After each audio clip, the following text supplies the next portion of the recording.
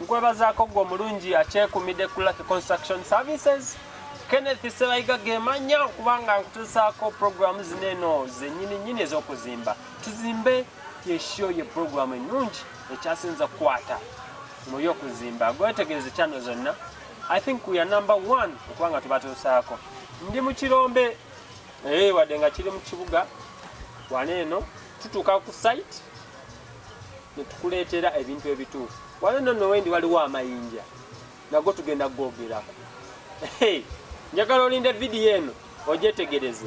Ate nga tugenda kuba tulambulula eby'omusenyu. Omanyi omusenyu price ziri zitya. Musenyu kika kigolina okosanga nego talina kozesa. Guno omusenyu gukozesebwawa, guno gukozesebwawa. Byonna tubimanye. Kenneth Sebayiga ge mannya okubanga nkutuusaako program Tuzimbe. Ndina Sekidde Ronald ku kamera okubanga mbatuusaako sheno. Sekidde abantu tubatwale mu show. Kati gwe omulungi nkukubiriza ekintu kimu, twesige ozimbe naffe.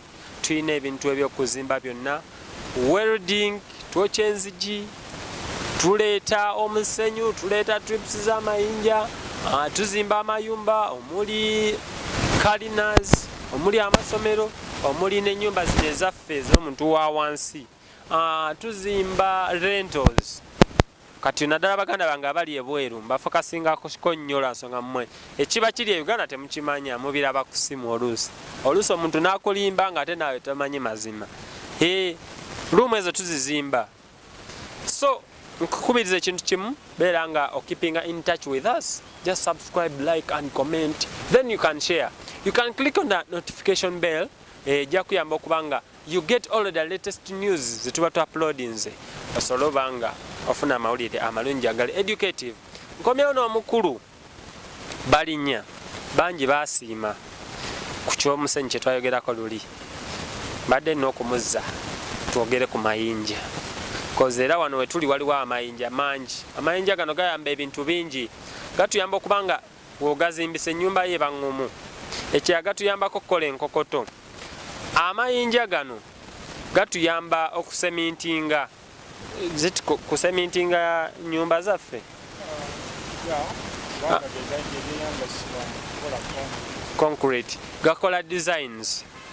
Waliwo ennyumba ez'enjawulo nja kuzibaleeterako nga kuliko designs kungulu nga z'amayinja. So nze Kenneth Sebayiga omukulu kababuuzeeko. Nsanyusa okulaba ssebo. Kale ssebo. Naye sigwe osanyusa okundaba kuba nange nsanyusa okusanga mukama wange. Amanya nze balinnya Edward Mulindwa, nga ndi mu bintu bya construction. Ndimazeemu ebbanga eriwedde lya myaka nga 8 nga ndi mu bintu bino. Nkoledde abantu bangi ab'enjawulo, naye nsaba okwebaza mukama wange Mr. Mugisha okubeera nga ntambudde naye ebbanga. Era nsaba bambi abantu bamuwe emirimu, bagende mu maaso n'omuwa emirimu kubanga omulimu gwakola ng'osi. Amiina. Ka advice kamu ke wandisoose okuwaayo abantu nga tetunnatandika, naddala abaana abali ebweru? Abantu abali ebweru amagezi gembawa. Tugamba kale ate mbakwatibwako ennaku kubanga abantu bangi bazze bababba. Naye mwebuuze n'oyo gw'ogenda okuwa omulimu. Sooka oba oliawo weebuuzeeko ku muntu gw'osuubira nti amanyi bulungi obanga yali azimbyeko. Kwegamba akulagirira omuntu ali genuine gw'ogenda okuwa omulimu. Kubanga bangi babbiddwa, bangi ne beetamwa n'okuinvestinga ssente mu nsi zaabwe ne bazireka ebweru ate nga tebagenda bifunamu. Kireetedde ne banks kati oba tekireetedde n'etteeka kati erizirewo mu nsi yaffe ti ssente bwe zirwayo ku akawunti bagenda kuzitandika, gavumenti egenda kuziggyayo ezikozesa. Naye ng'ate ssente zewandizinvestinze n'oziteeka ewuwo n'ozizimbamu. Naye lwakuba nti nno abantu bano bafeera abaana ne bakuuma ssente, kati ne gavumenti naye yakizudde nti abantu balina ssente ku akawunti ziri awo zitudde buki, abantu bafa obwavu. Naye negamba ssente bwe zirwako emyaka emeka? 5. Katuziggyeko 2 oba myaka 2 nga tuziggyako zisobole okuyamba bannansi. Nabo si bakyamu kubanga ssente zirina obbaawo zitambule, bo bazifulumya ate abantu ne bazikuuma. Si kye kyatuleese nno, ne tulina okuadvisinga no kubanga ffenna tuli bannayuganda ate ffenna we are the government. So njagala twogere ku mayinja. What is the introduction of these stones amayinja? Wemba nzija okwogera ku mayinja loza nanditandise naki nga gwe kafulu waako? Amayinja gano gakugalaba wano eno naye kwegamba ga bika bingi ebyenjawulo. Libeera ejjinja limu nga liri mu kirombe naye bwe tutandika olikurashinga tulijjamu amayinja mangi ag'enjawulo okusinziira ku ki kye twagala likole, kubanga tulinawo gye tuyita hardcore. Libeera limu bwe liti naye nga liri shapeless, likola okuzimba zino sokopiti ezaffe eza bulijjo nti okwata bukwasi n'osuulamu then n'obikka kungulu, ebeera hardcore. Kugamba kyotegeeza hardcore ali erina ejjinja, waliwo olaba tuzimba ennyumba, waliwo gundi eno njerabiddemuko ku linnya amazzi gye gakulukuta, bagamba amazzi gavudde mu ffumbiro. Iyo sokopiti gabeera gagenda mu sokopiti. Yes. Wabaawo ekinnya ekyo kye bakasukamu amayinja. Kati omuntu suulamu hardcore.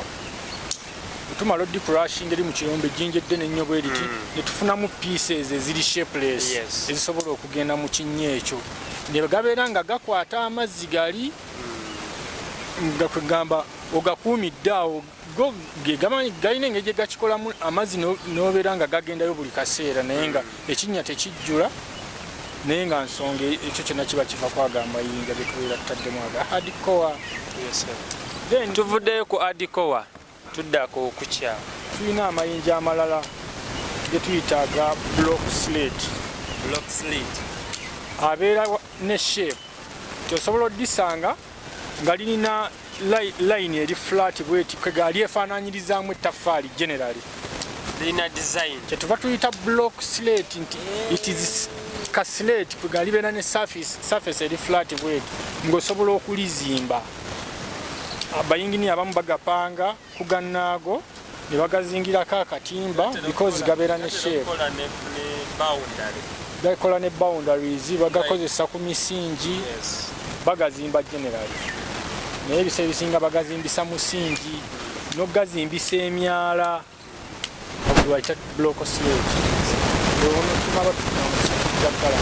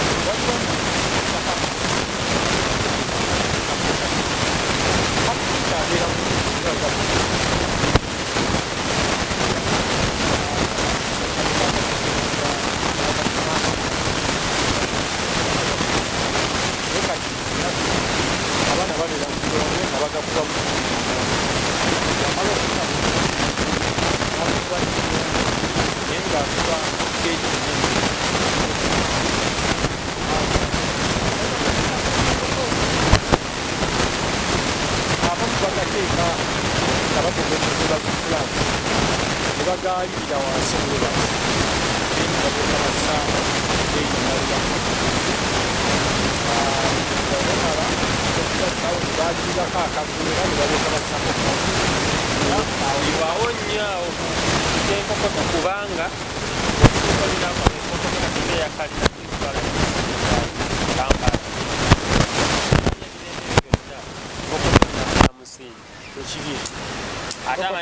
gakola kyamaanyi basisebo ejjinja okuvaawo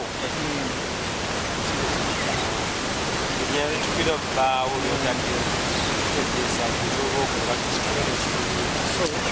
kati bwe tuba ku nkokoto eyo half inch ebeera geegi enneneko tudda ku quarter inch.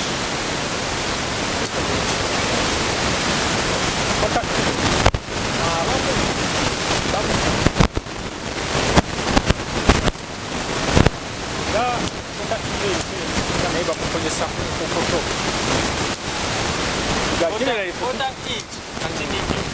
egana amayinja twakonanga mu wirubalo ne bagamba nti nno wirubalo okona wirubalo njigula 5 naye ng'okoona geegi small geegi ekota inch abamu bagakozesa okola beam ne zikolomu naye nga tekiri advisable okozesa ago bamaki gakola owa bulijjo naye bano ababeera bazimba zi flats tebagakozesa kakati waliwo omutendera omulala ogwali badde gukola gwe tuyita abamu babuyita bukolomu naye ffe tubuyita bukanyere nti bo busukkako ku kota inch kati tugambe ddira kota inch ate yongera omukube obuyinja bwa kolansi bwe butyo bwali badde mu levo y'obwo obwa kolansi naye because nti bwenjogerako bukozesebwa mukono okubukuba si bwa mashini katugambe nti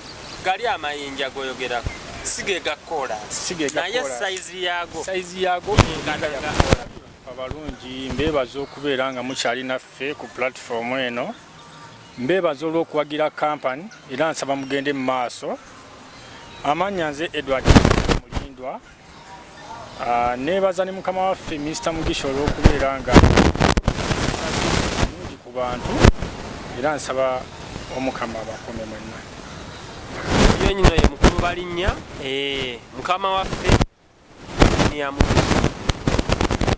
omwami ono agenda kubanga featuringanga mu videos olumu kwegamba gye atangaaze ku biki bye mubeera mubuuzizza. Nyongera okujjukiza nti nno tuzimba ennyumba ez'enjawulo, tuzimba rentals. Osobola okuba ng'olina rento ng'oyagala bazikuzimbire rooms 2, rooms 3, rooms 4 zonna tuzimba era video zaffe muzize muziraba twazimbako ku ddwaliro tujja kuddayo tubalage wawe lituuse. Nkulu balinnya njagala ompeere advice emu eri abatulaba naddala baganda bange abali ebweru. Abatulaba amagezi genyinza okubawagaliramu mwewala ebintu by'okukakuka oba olina ekintu kyoyagala okukola seeking advice mu bantu abato okole ekintu ng'oli mu kkakkamu olwojja kufuna ekintu n'omugaso gwa ssente z'obeere ng'osobola okugulako. Abaana bababbanyi waliwo muganda wange bambi muyita muganda wange but she's my friend muwala yankuba esimu naŋŋamba naye Ken nina baganda bange mula poloti esooka nze nga nze bwe nagenda ku kyeyo omulundi ogwasooka nakwamana esente zange nenjigula nenkola ki nembeera nga njiteekawo naye we nasindika sente nga mbagezesa nasooka nensindikayo kasente kezalinga miliyoni 4 bangulireyo ka poloti kuba baali bagenda muguza poloti yaliko si kumpi nnyo na tawuni nga bamuguza miliyoni za 5 nendoza nasooka abawennye natabanga n'abasindikira endala ziwera 5 ali 5 ku 10 agenda otuuka poloti nga gye bamugulidde tewera naye Kenya abantu bantama nga ye option gyasigazeegi kutereka sente ku account which is not bad but ate kibi nnyo. Sente zirina okuba nga zikola kyovala gavumenti yataddewo etteeka sente kasita ziweza emyaka emeka ku account nga bazijjayo nga bazikozesa koza abantu tebalina mirimu kati ate mmwe sente muzikumye ziri muki nate nabo tobanenye kibateresa sente ezo bantu baabwe abantu abamu tebeesigika ate n'abazimbi abamu tebeesigika. Ffe tukugamba ekintu kimu weesige ffe osobola okuba nga olina nawe gwe weesiga kiri fine but waba nga ali genuine mwesige abeere nga kolera naye teweesiga buli muntu. Introduction y'amayinja eri ki?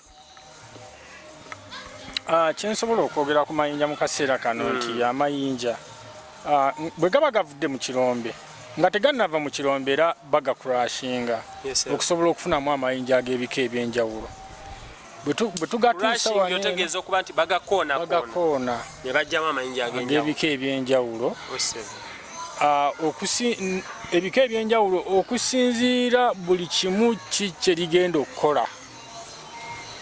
awo tubeereramu n'amayinja agali shapeless ge tuyita hardcore, ne tubeeramu aga shape naye nga manene ge tuyita block slate, gakozesebwa mu kuzimba ebisenge ebiseera ebisinga emisingi kye tuyita damukosi, batera okukozesa aga amayinja ga block slate. Awo ne tuvaawo ne tubeera naga half inch gakola ku nkokoto. Basically abantu abafuna mpola kubanga go siga bbeeyi kwenkana ate quarter inch. Gayinza okukola omulimu gwe gumu naye gwa half inch tegubeera muyonjo nga gwa quarter inch. Bwe tuvaawo ne tubeera ne ge tuyita tugayita kanyere naye gage gali wansi wa quarter inch, abamu bagayita kolomu. Lingo gamba munyeera kanyere kaba katini kati kyefaananyirizaamu kubanga bubeera butini. Waliwo amalala ge tuyita slate. Slate oyo ate akola emirimu mingi nnyo, libeera ne geegi ntono bweti naye ate nga gazi, weesanga nga abasinga bagasibye ku bisenge.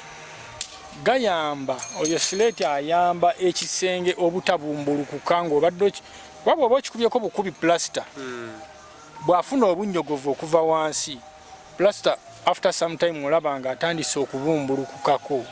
Saasibyeko amayinja ago aga slate wakusingira nti ddyo libeerawo emyaka gyonna. Bw'oba wetegereza ennyumba ezimu ez'abakadde baffe ezimazeewo emyaka, slate oyo bamuzimbanga ne ku bisenge kwonna paka waggulu. Nga kituufu ennyumba eringa jjinja lyennyini ogyekonako gwakaaba. Kati abamu bagazimba wansi okusobola okufuna design ne bagazimba ku buli awali oba ensonda, awamu awali amadirisa n'ebisigadde.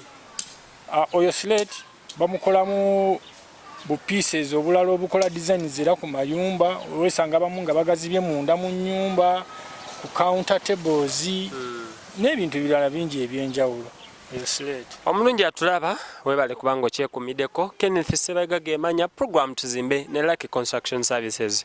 Nkugamba nti with us everyone can build. Kuba ku namba z'essimu eziri wansi awo tubeere nga tukutuusaako services zaffe ennungi. Tuli ku mayinja, twagala tumanye amayinja bika ki eby'amayinja, amayinja ga mugaso ki era ndowooza wandigaguze ssente mmeka. Sooke tutunuulire amayinja gonna nga tugagasse wamu. What is the importance of these stones in building? Mugaso ki ogw'amayinja mu kuzimba? Omugaso gw'amayinja mu kuzimba gayina emigaso mingi bye twagala tumenyemenyemuko. Okusookera ddala amayinja gano gatuyamba okuzimba omusingi gw'ennyumba nga mugumu, lwa nsonga nti go tegatya mazzi, tegatya bunnyogovu, tegayina kintu kigaafekitinga. Bw'olisaayo n'olizimba, abamu bapanga n'amapange, ne wayita emyaka 10 olikwata n'olijjayo n'olizza ebbali nga bwe walisaayo, terina kye liba. Ekitali ate ku zino oba bulooka nti omuntu azimbisizza block slate mu musingi asinga nnyo azimbisizza ettaffaali. Ekitegeeza nti nsobola okukozesa amayinja gano okuzimba ennyumba oba okuzimba omusingi nga sikozesezza bulooka. Bulungi nnyo. Terina mbeera, terina weather condition eri affectinga. Ddyo bw'olizimba bwe lityo bwe libeera all the time. Omugaso ogusooka nti amayinja gano gasobola okuzimba ennyumba nga bulooka kye zikola. Yes. Omugaso ogwokubiri amayinja ge tukozesa omuntu ateekateeka okukola niilu oba floor mu nnyumba, ge gakola ng'enkokoto. Amayinja gennyini ago ge gakola nga slab ku zi flat. Amayinja ago ge gayiwa kolomu. Kolomu kyeki? Kolomu tugambe kolomu ze zaalibadde nga pillars z'ennyumba, empagi eziwanirira ennyumba especially zi flat. Ne bano abakola enkuubo no tetwali kiise, zaalibadde nga nkuubo naye ate okuva waggulu ng'okka wansi kati tuziyite empagi z'ennyumba. Kwegamba ekiwanirira ennyumba basiba emitayimbwa ne giyimirira bulungi nnyo ne balyoka baleeta amayinja concrete eri well mixed ne balyoka bagiyiwamu ne bagikola bulungi nnyo nekwatira mitayimbwa muli nekola empagi ennungi engumu obulungi. Era ebizimbe byonna buli kizimbe kyolaba okujjako abalina tekinologi omupya ennaku zino abakozesa ebyuma naye era nga empagi ekozeseddwa concrete ow'enkokoto yesinga okubeera engumu, yesinga okubeera empangaazi. Ebyo byonna bika byamayinja. Munnaye omulabira nno ffe oba etonnye oba tetonnye tugikoleramu. Kati gugo gwaka musajja watundi eno mpambana kuleeta byakuyiga kulaba nti nno bituyamba. Kagunjo ekyo tekirina buzibu kasa tubeera nga tufunyeemu ne tuyiga. Gwo gwase luli eri nkuba yatonnya leero gwase nnyo gwakidde eddala.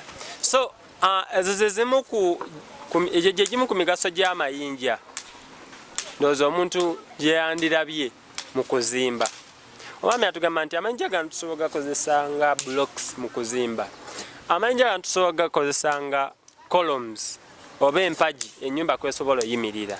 Ekirala tukozesa mu slabs, enkokoto, bintu bingi. Tukonako katini.